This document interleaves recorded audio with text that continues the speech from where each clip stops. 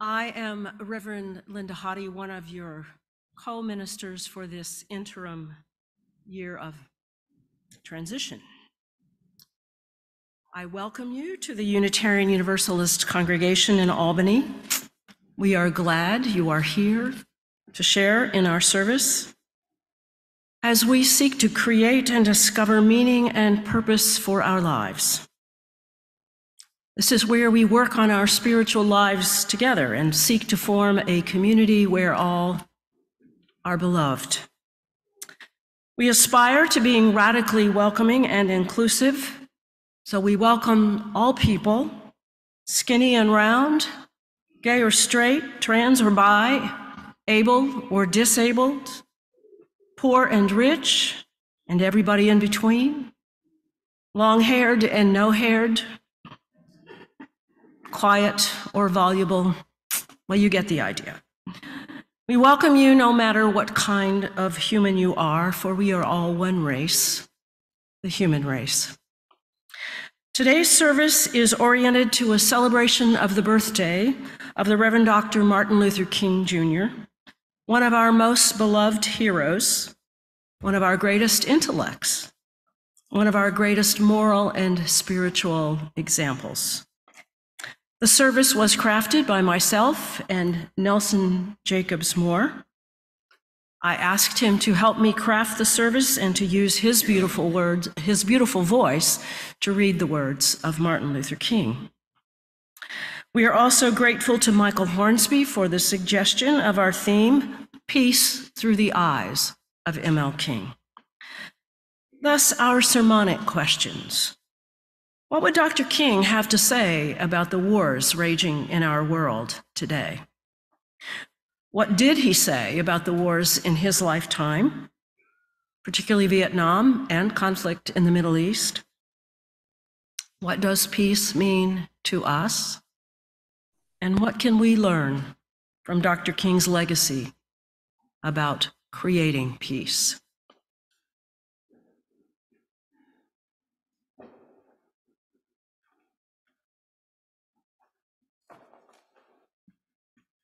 For today's call to community, we will tap into the call and response tradition popular in African culture and the Baptist church tradition.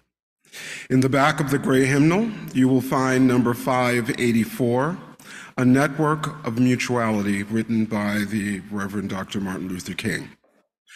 I will read the call, and if you would please read the response in italics, we will begin to build a peaceful community. We are caught in an inescapable network of mutuality, tied in a single garment of destiny.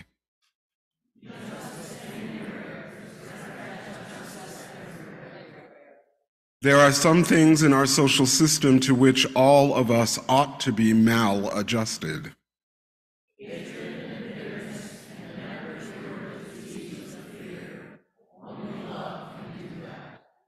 We must evolve from all human conflict a method which rejects revenge, aggression, and retaliation.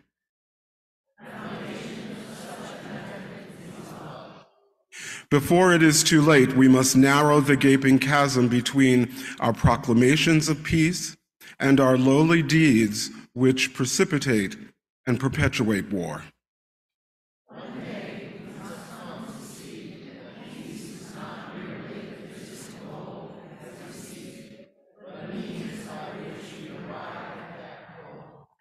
We must pursue peaceful ends through peaceful means.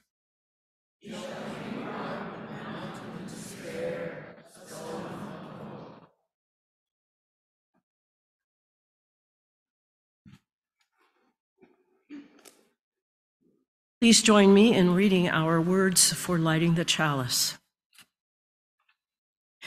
Welcoming all free seekers of truth and meaning, we gather to excite the human spirit, to inspire its growth and development, to respond morally and ethically to a troubled world, and to sustain a vital and nurturing religious community.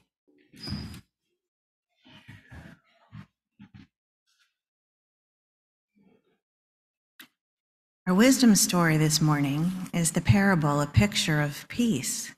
And I invite you, as you listen to this story, to use your mind's eye to imagine the two pictures as they're being described. There was once a king who offered a prize to the artist who would paint the best picture of peace. Many artists tried. The king looked at all the pictures, but there were only two he really liked, and he had to choose between them. One picture was of a calm lake. The lake was a perfect mirror, for peaceful, towering mountains were all around it. Overhead was a blue sky with fluffy white clouds. All who saw this picture thought that it was the perfect picture of peace.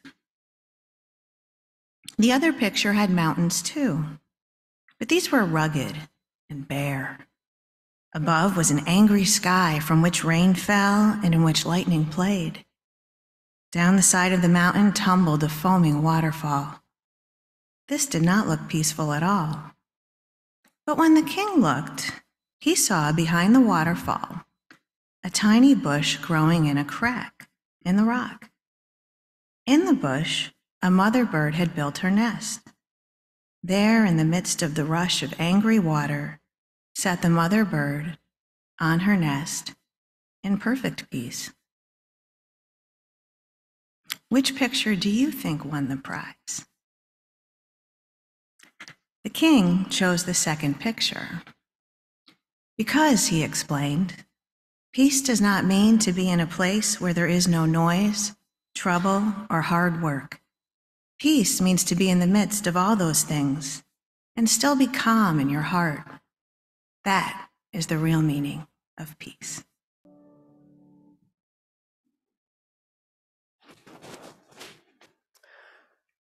There are approximately 30 countries at war in our world right now. Those we hear most about are the wars in Ukraine and Gaza, but there are 7 to 8 active wars in the African continent, 8 in the Middle East, 9 in Asia, 2 in Central America, and at least 1 in South America. I suspect that there is some racism, both conscious and unconscious, at play in which countries receive the most coverage from our Western press. But war is as old as humanity. In divinity school, I was horrified the first time in Old Testament that I read the 6th chapter of the book of Joshua, where Joshua tells the Hebrews attacking Jericho that God has given you the city, and you are to destroy all beings in the city, men and women, young and old, oxen, sheep, and asses, every living thing. That scripture was not emphasized in my Christian upbringing. But I was shocked when I read it and dismayed. This was the entrance into the promised land. And I thought, how could the Hebrews have done that? And what a horrible, pernicious thought that God has given us this city and we are to destroy every living thing. But then I realized that we European colonialists did something similar in invading the North American continent, pushing out the native peoples, putting them into reservations, and often killing them. And right now on PBS, you can watch Ken Burns' documentary on the destruction of the American buffalo.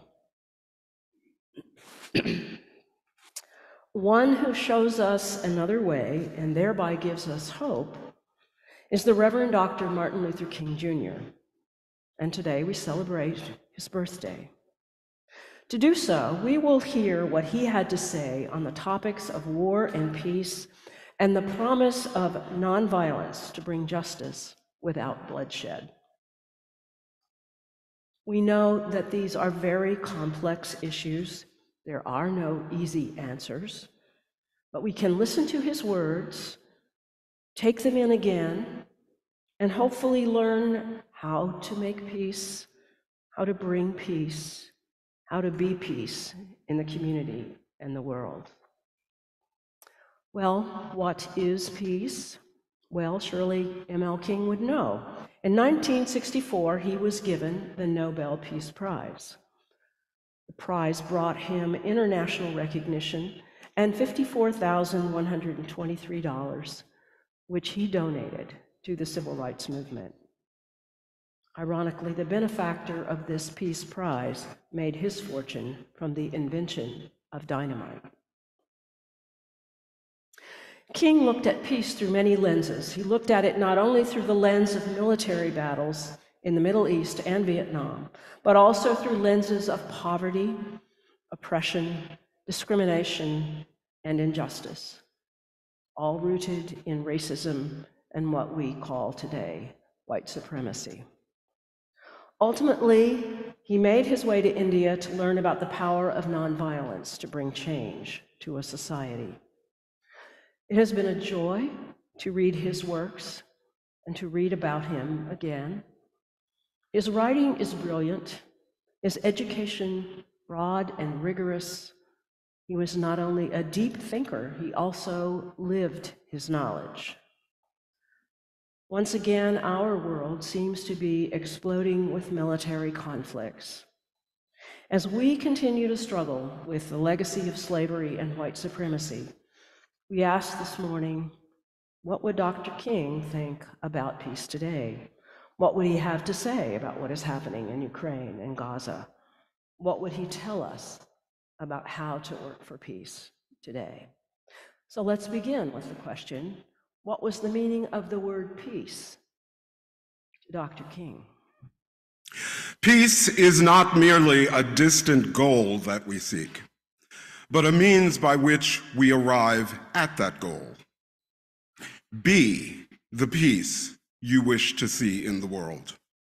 True peace is not merely the absence of tension, it is the presence of justice. We must come to see that at the end, we seek a society at peace with itself, a society that can live with its conscience. Nonviolence is the answer to the crucial political and moral questions of our time. The time is always right to do what is right. Nothing in the world is more dangerous than sincere ignorance and conscientious stupidity. What might King say about today's wars? Was he a total pacifist?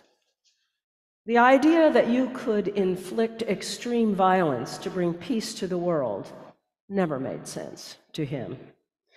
He felt that a better route than war was to work toward equality, to eliminate poverty, to acknowledge dignity and respect for all persons. That could bring about peace. But he did not completely rule out the use of force. I felt that while war could never be a positive or absolute good, it could serve as a negative good in the sense of preventing the spread and growth of an evil force. War, I felt, horrible as it is, might be preferable to surrender to a totalitarian system. But more and more, I have come to the conclusion that the potential destructiveness of modern weapons of war totally rules out the possibility of war ever serving again as a negative good. If we assume that mankind has the right to survive, then we must find an alternative to war and destruction. In a day when Sputniks dash through the outer space and guided ballistic missiles are carving highways of death through the stratosphere, nobody can win a war. The choice today is no longer between violence and nonviolence.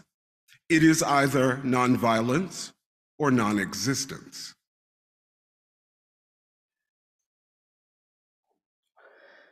Throughout the bus boycott in Montgomery, King followed the guiding light of Mahatma Gandhi, who had been assassinated in 1948. King was introduced to Gandhi's writings at Crozier Seminary. After the bus boycott was won in 1959, King embarked on a trip to India to learn about how the ideas of Gandhi had played out there.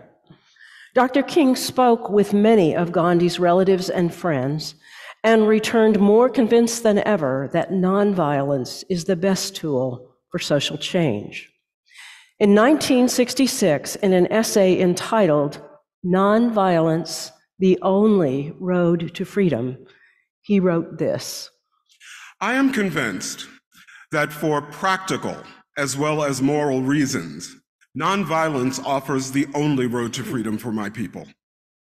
In violent warfare, one must be prepared to face ruthlessly the fact that there will be casualties by the thousands.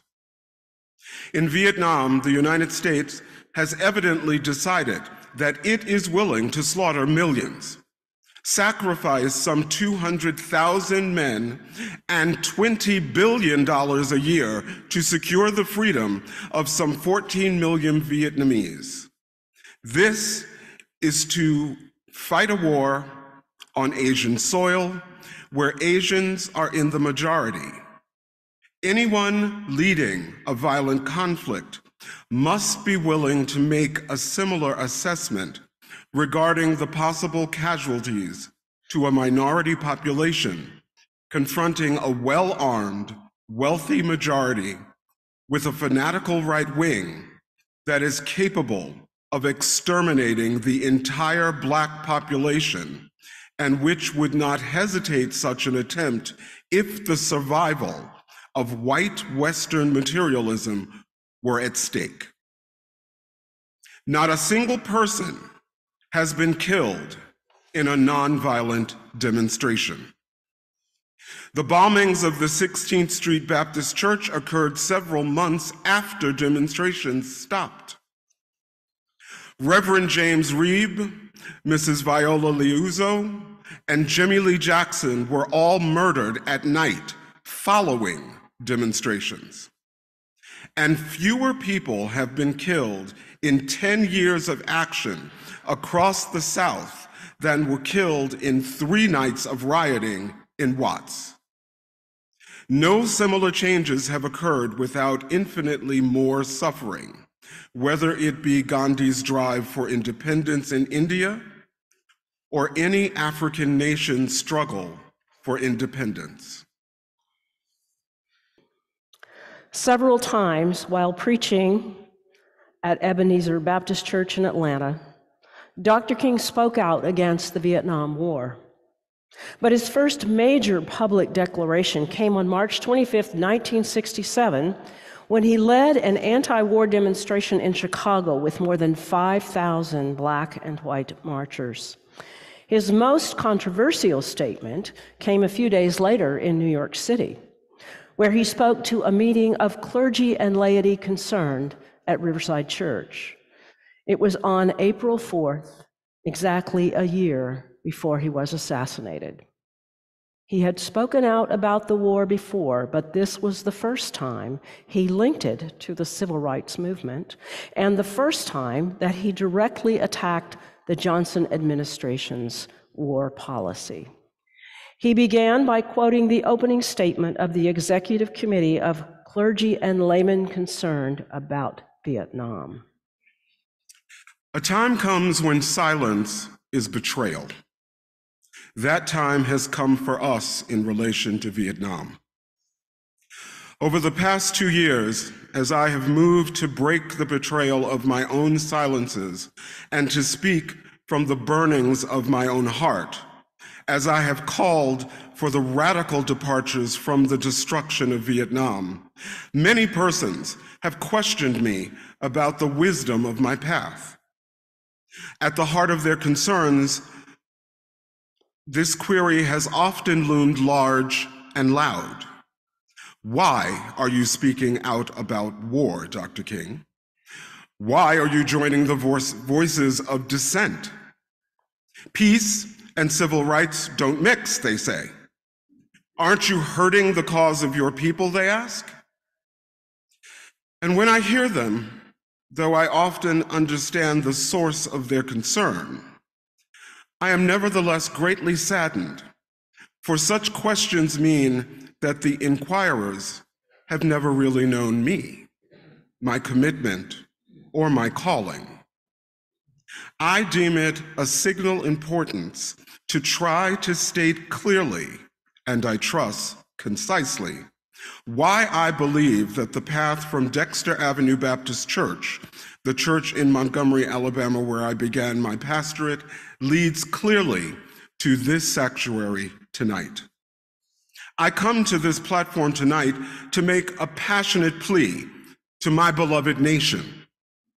There is a very obvious and almost facile connection between the war in Vietnam and the struggle I and others have been waging in America. A few years ago, there was a shining moment in that struggle. It seemed as if there was a real promise for hope for the poor, both Black and white, through the poverty program. There were experiments, hopes, new beginnings. Then came the buildup in Vietnam, and I watched the program broken and eviscerated as if it were some idle political plaything for a society gone mad on war. And I knew that America would never invest the necessary funds or energies in rehabilitation of its poor so long as adventures like Vietnam continued to draw men and skills and money like some demonic, destructive suction tube. So I was increasingly compelled to see the war as an enemy of the poor and to attack it as such. Perhaps the more tragic recognition of reality took place when it became clear that the war was doing far more than devastating the hopes of the poor at home. It was sending their sons and their brothers and their husbands to fight and to die in extraordinarily high proportions relative to the rest of the population. We were taking the Black young men who had been crippled by our society and sending them 8,000 miles away to guarantee liberties in Southeast Asia, which they had not found in Southwest Georgia or East Harlem. So we have been repeatedly faced with the cruel irony of watching Negro and white boys on TV screens as they kill and die together for a nation that has been unable to seat them together in the same schools. So we watch them in brutal solidarity burning the huts of a poor village, but we realize that they would never live on the same block in Detroit. I could not be silent in the face of such cruel manipulation of the poor.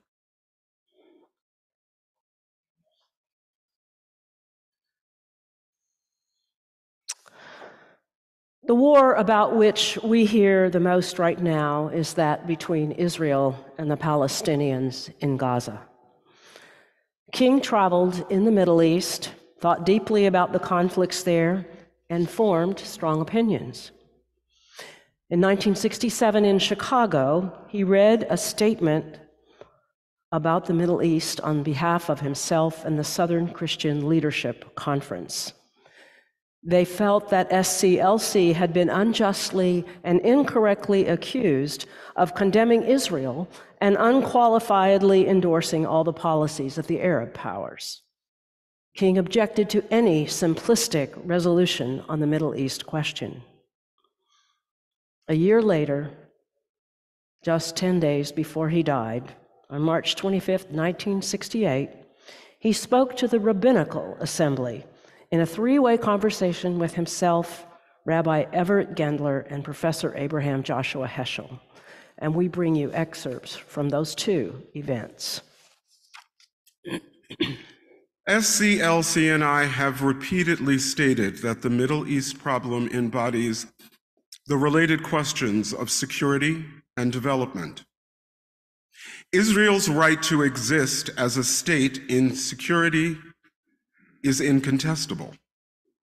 At the same time, the great powers have the obligation to recognize that the Arab world is in a state of imposed poverty and backwardness that must threaten peace and harmony. Until a concerted and democratic program of assistance is effected, tensions cannot be relieved. Neither Israel nor its neighbors can live in peace without an underlying basis of economic and social development. At the heart of the problem are oil interests. As the American Jewish Congress has stated, American policies in the Middle East have been motivated in no small measure by the desire to protect the $2.5 trillion stake which U.S. oil companies have invested in the area. Some Arab feudal rulers are no less concerned for oil wealth and neglect the plight of their own peoples. The solution will have to be found in statesmanship by Israel and progressive Arab forces who, in concert with the great powers, recognize the fair and peaceful solutions are the concern of all humanity and must be found.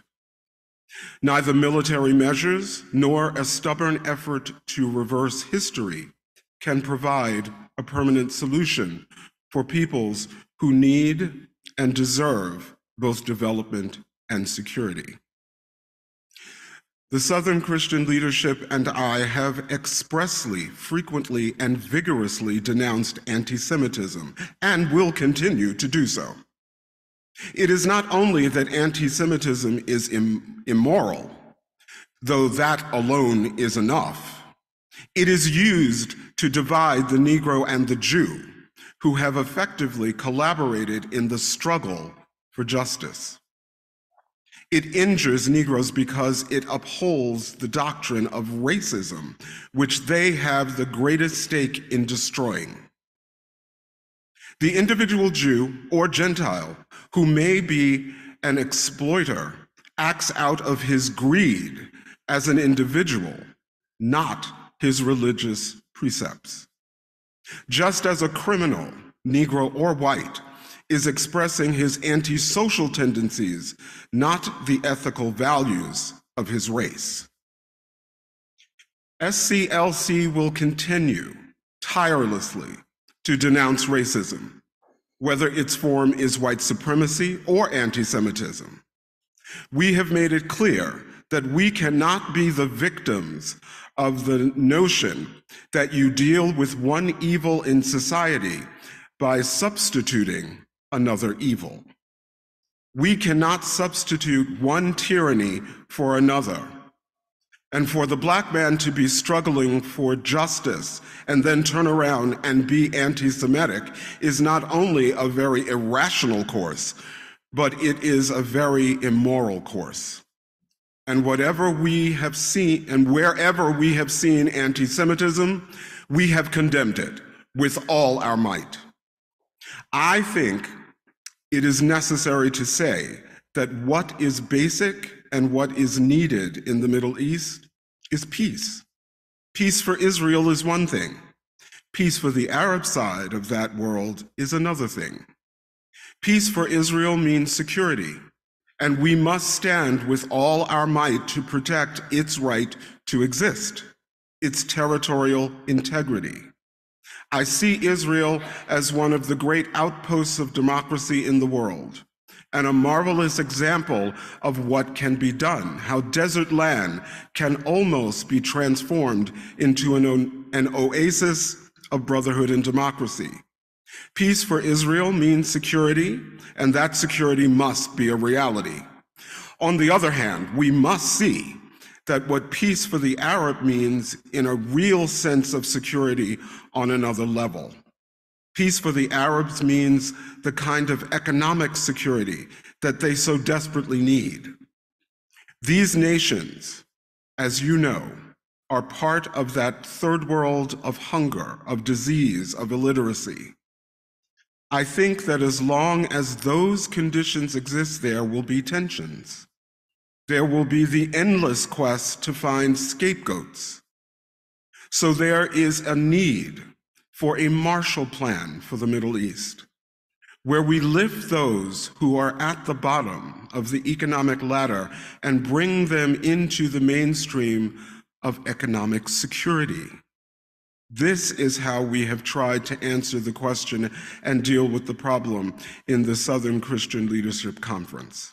And I think that represents the thinking of all of those in the Negro community, by and large, who have been thinking about this issue in the Middle East.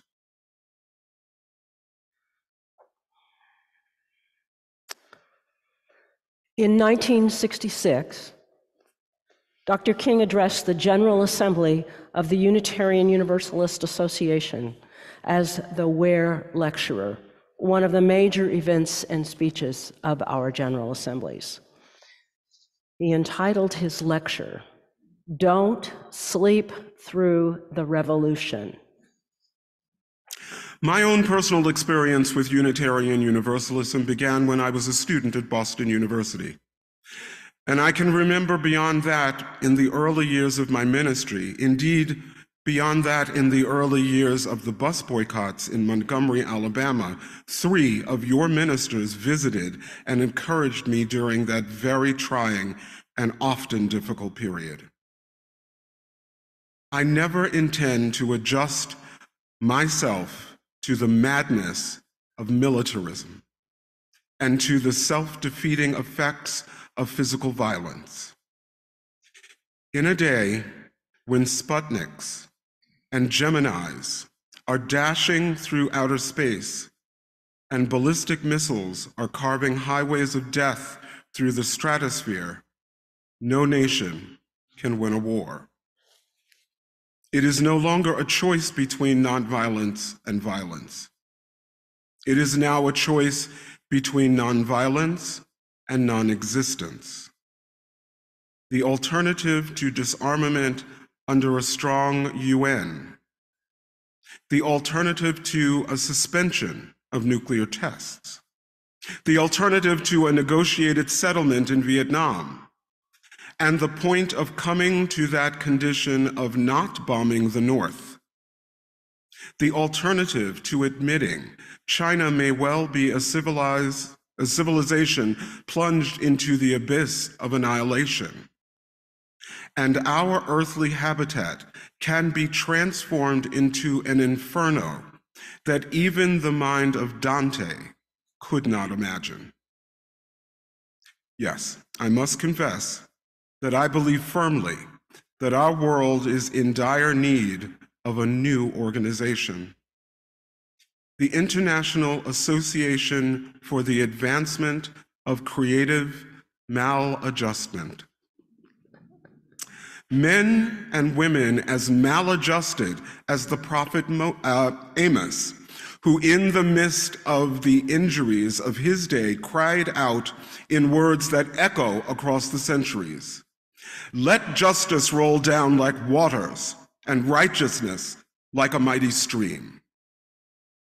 As maladjusted as Abraham Lincoln, who had the vision to see that this nation could not survive half slave and half free.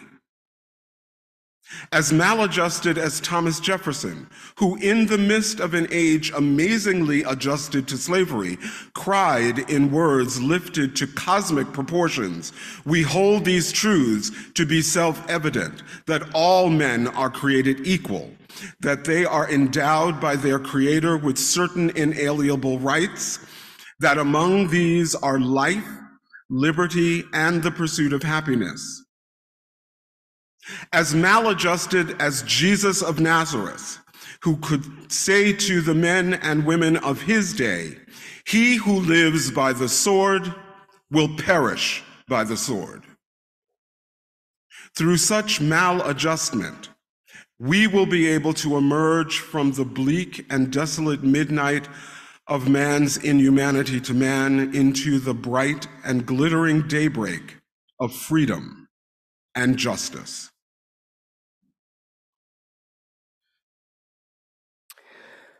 So, what would Dr. King advise us today about peace in our world, in our country, in our own souls? With regard to the war in Gaza, I think he would tell us to try to look at both sides, to not lose sight of the humanity of both Israelis and Palestinians. I think he would call for a ceasefire and for the provision of humanitarian aid in Gaza.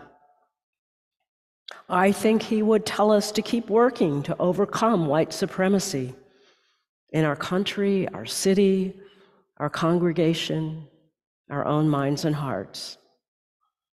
I think he would tell us to anchor our living in the examples of Gandhi's nonviolence, and not just nonviolence in a physical sense, but also in nonviolent language and thought.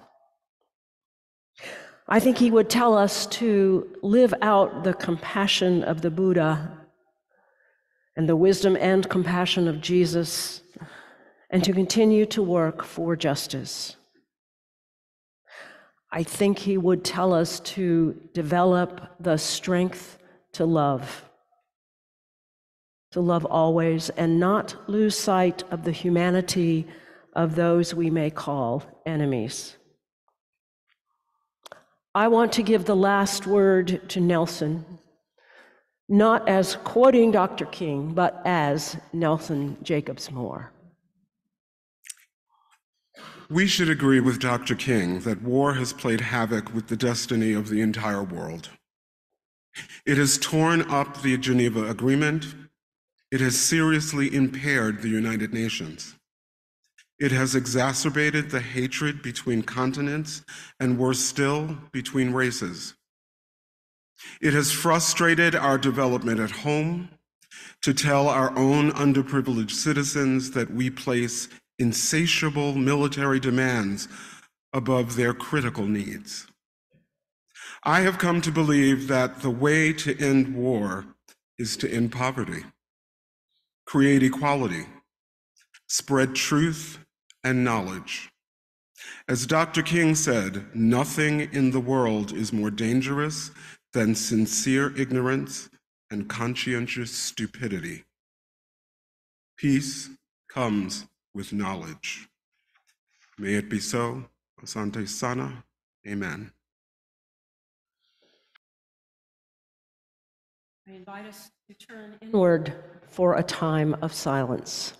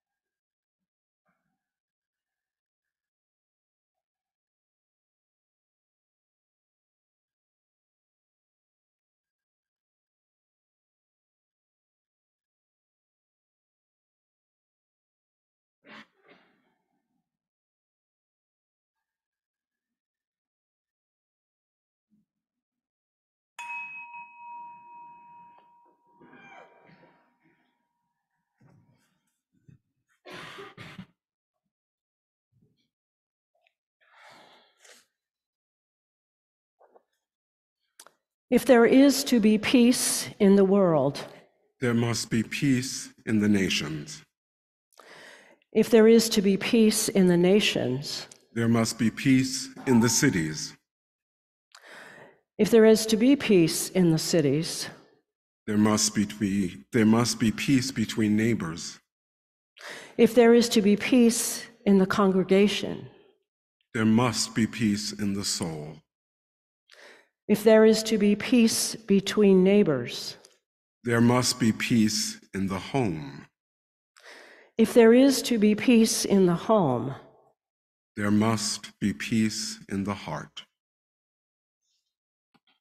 I leave you with these words from Martin Luther King's autobiography, written as he reflected on his trip to India to learn from Gandhi about the power of nonviolence. King wrote, "It was a marvelous thing to see the amazing results of a nonviolent campaign. India won her independence, but without violence on the part of the Indians. The aftermath of hatred and bitterness that usually follows a violent campaign was found nowhere in India. The way of acquiescence leads to moral and spiritual suicide. The way of violence leads to bitterness in the survivors and brutality in the destroyers. But the way of nonviolence leads to redemption and the creation of the beloved community." Amen. Right. As we extinguish the chalice, please join in the words in the order of service or shown on the screen. We extinguish this flame, but not the light of truth, the warmth of community, or the fire of commitment. These we carry in our hearts until we are together again.